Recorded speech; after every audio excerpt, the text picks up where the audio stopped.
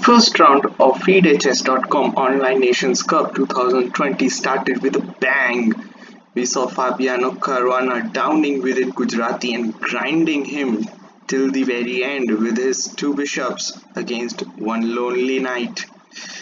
But there was another game that was quite as equally attractive, that was between Vladislav Artemiev from Russia and Levon Aronian representing the Europe from Armenia.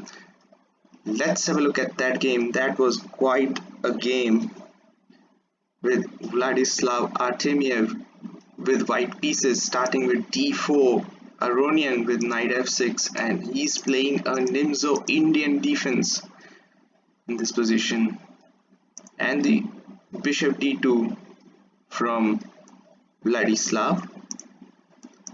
Some normal developments, developing the kingside knight, so it's preparing to castle. c5, a3, challenging the knight. This was taken, and now knight e4.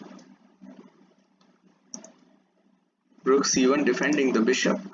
b6, trying to developing the queenside bishop to b6 or b7. g3, trying to fianchetto his own bishop to g2. Bishop e7, bishop g2, knight takes bishop, rook takes,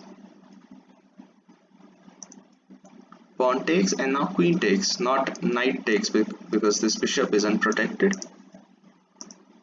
Knight c6, queen drops to d2, queen e7, white castles, rook puts extra protection on the pawn on d7, e4, rook c8.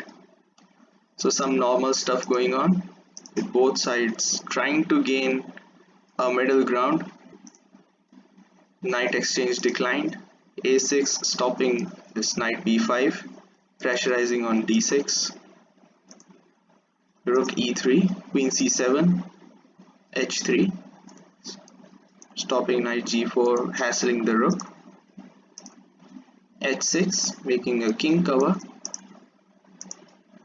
queen b2, queen c5, a4, king f8, king going into the center, king h2 has a good safe home there, a5, queen e2, knight c6, rook e, d3, knights were exchanged, rook c7, possibly trying to doubling the rooks, or maybe putting this rook here.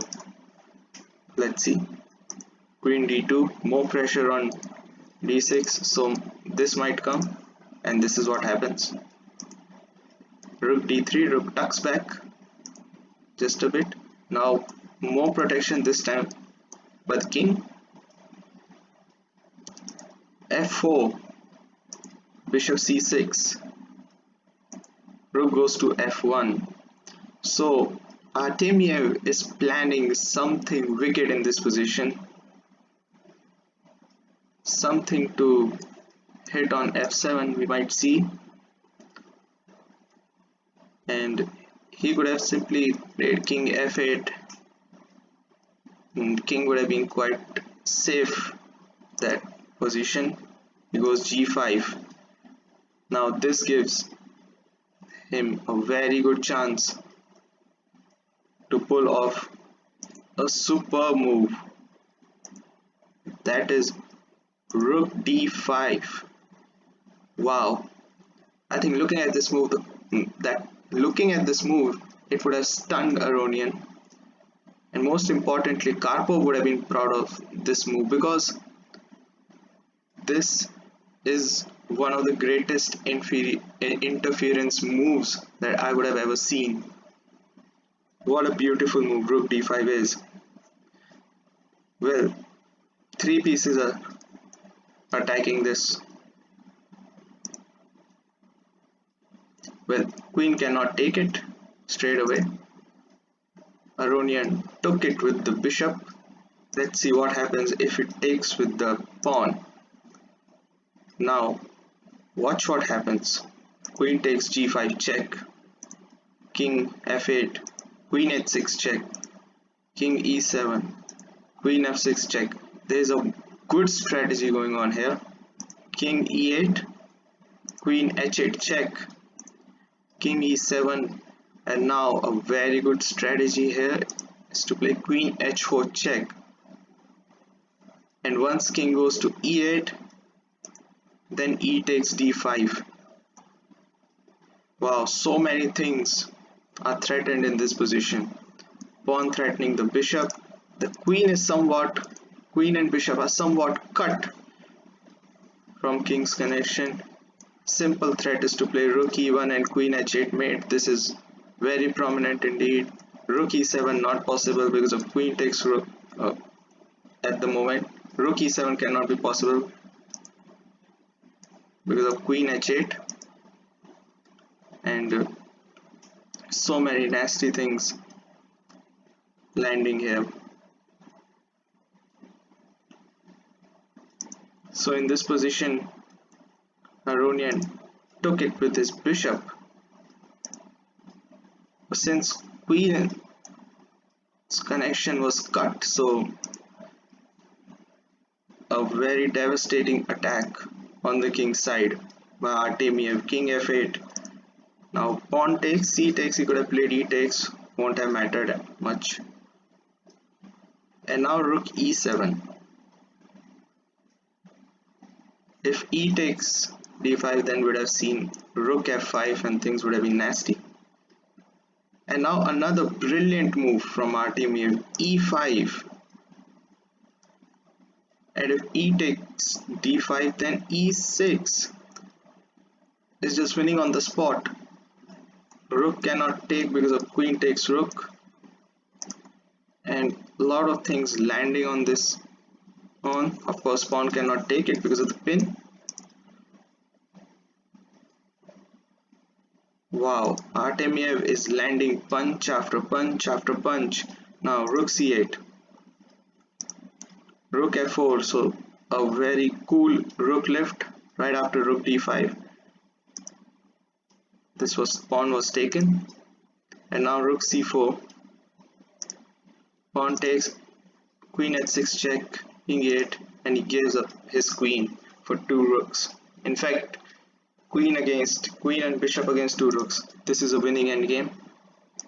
Queen takes b6, so he's swiping up all the pawns, but these two pawns can be deadly. So let's see how he deals with those pawns. Rook defends other rook, and now bishop takes. If rook takes, we capture this one. Rook c2 check, bishop comes back, and now e4. That pawn won't be a threat. Rook c6 defends the check. h4, king f8, queen b8 check. This is awesome. King h3 coming out of the pin of the rook, so this bishop is free to move. Now it's directly threatening this pawn. f5, queen e5 check, rook blocks, and after this move, Levan Aronian resigned the game. This is a hopeless situation. This pawn is going down, this pawn is going down. Two rooks aren't connected well. There is this bishop that will always harass one of those rooks, and queen and a bishop against two rooks is a winning endgame. Not to forget, white has two extra pawns. This is a hopeless situation for Aronian. Wow, what an awesome game from Vladislav Artemiev. And as I said, this move rook d5 here, Karpov would have been extremely proud of this move because this cuts the connection of these pieces. Superb game. I hope you liked the video. Thanks for watching.